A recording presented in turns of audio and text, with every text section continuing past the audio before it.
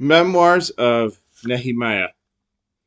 The same things are reported in the records and in the memoirs of Nehemiah, and also that he founded a library and gathered books about the kings and the prophets and the writings of David, and letters of kings about votive offerings. Likewise, Judas also collected all the books lost on account of the war that came upon us, so they are in our possession. Thus, if you have need of them, send people to bring them to you. Since then we are about to celebrate the purification, we write to you.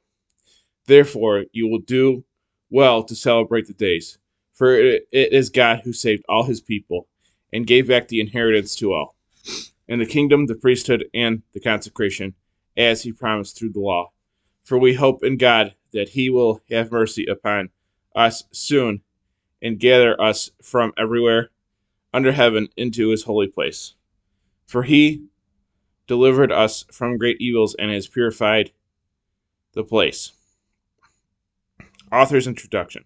Now the account of Judas Maccabeus and his brothers, the purification of the great temple and the consecration of the altar, and moreover the wars against Antiochus Epiphanes and his son Epator, and the interventions that came from heaven to those who behaved courageously on behalf of Judaism, who, although few in number, plundered the whole country and pursued the barbarian multitudes, and recovered control of the temple famous throughout the world, freed the city, and restored the laws that were about to be dissolved, while the Lord, with great goodness, was merciful to them. All this, which was made clear by Jason of Cyrene in 5 books, we shall attempt to abridge into a single book. We realize that a confused mass of material and subject matter makes it hard on most people who wish to plunge into the narrative of history. Thus, we have aimed to help those who wish to read with delight, to make it easy for those who are inclined to memorize, and to appeal to those read for profit. Therefore, for us who have undertaken the difficult task of brevity, this is no easy matter, but one demanding sweat and loss of sleep, as is the case with one who prepares a banquet seeking the benefit of others. All the same, for the sake of the gratitude of many, we will gladly endure the uncomfortable toil, leaving the intricate examination of exact details to the compiler, while devouring our labor to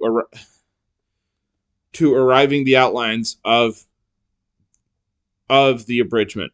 Just as the architect of a new house must be concerned with the whole construction, while the one who decorates it and paints it needs to consider only what is sustainable for its adornment. So it seems to me is the case with us. It is fitting for the originator of a history to enter into a thorough discussion of words and be inquisitive about every detail. But one who pursues brevity of narrative must be permitted to forego exhaustive treatment. Therefore, from here on, let us begin our narrative, adding only so much to what has already been said. For it is foolish to lengthen the preface of history, but cut short the history itself. Disagreement between Onias and Simon.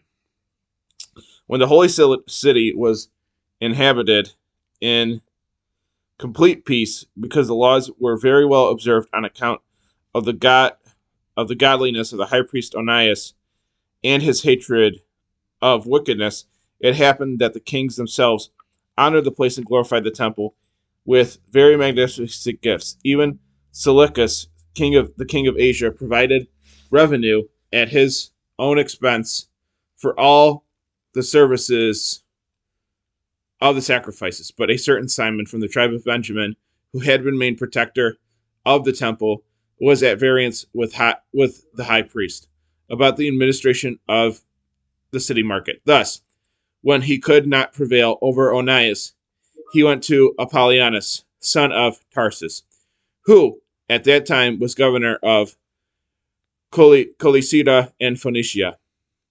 He reported to him the untold wealth in the temple treasury at Jerusalem, so much that the funds could not be counted. Furthermore, they did not belong to the account of the sacrifices, and it was possible they could fall under the authority of the king. Heliodorus dispatched to Jerusalem. When Apollonius met the king, he informed him about the money that was disclosed to him. So the king chose Heliodorus, who was over his affairs, and sent him with orders to remove the aforesaid money. Thus, Heliodorus immediately set out his journey, seemingly to make an inspection of the cities of Colisada and Phoenicia, but actually to carry out the king's purpose. When he arrived in Jerusalem and was kindly received by the high priest of the city, he told about the disclosure and why he had come, and inquired whether this was truly the case. The high priest informed him of the deposits belonging to the widows and orphans, and also some money to Hyrcanus, son of Tobias, a man held in very high regard, the value of which totaled 400 talents of silver and 200 of gold. All this was contrary to the report of the ungodly Simon. He also told Heliodorus that it was altogether impossible to wrong those who trusted in the holiness of the place and in the dignity and inviolability of the temple honored throughout all the world. But because of the king's orders, Heliodorus said the money must by all means be taken to the king's treasury. So he set a date to go in and direct the inspection of these funds.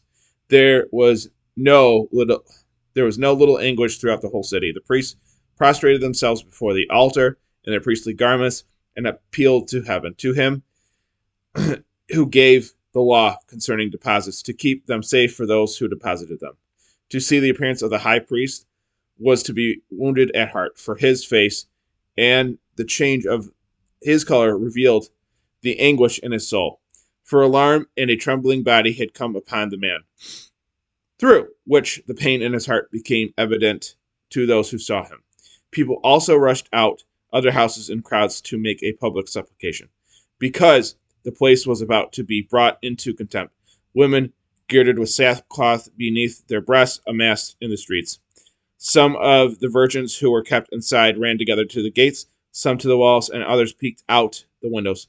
All stretched out their hands to heaven and made entreaty.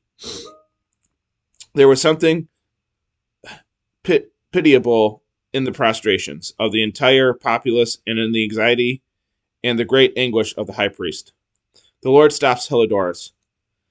So they called upon the Almighty Lord to keep safe and secure what had been entrusted for those who had placed them in trust. But Heliodorus continued with what had been decided.